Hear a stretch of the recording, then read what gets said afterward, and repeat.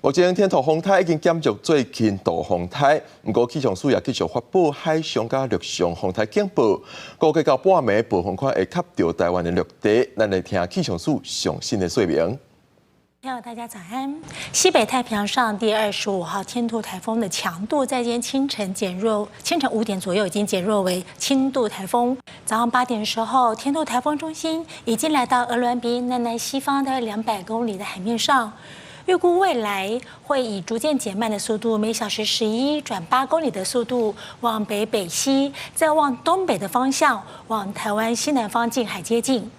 预估它的暴风圈将在深夜以后接触到南方的陆地。目前我们持续发布海上以及陆上台风警报。海上警报区域是台湾东南部海面、巴士海峡、东沙岛海面以及台湾海峡南部。陆上警报区域除了原来的高雄、屏东、恒春半岛以外，增加了台东。 今天上午开始，像基隆北海岸啊、马祖，甚至恒春半岛，还有下午以后的屏东的沿海空旷地区、绿岛、兰屿和澎湖将会有8到9级的强阵风，而晚上以后，恒春半岛随着台风逐渐靠近，还会有9到10级的强阵风。花莲以南地区、高雄以南地区断续开始下雨，然后逐渐这些雨势在下午以后，连台南就南部会稍微向北扩展，然后连花莲的比较北段路还有东北部的地区都开始有些短暂的降雨现象。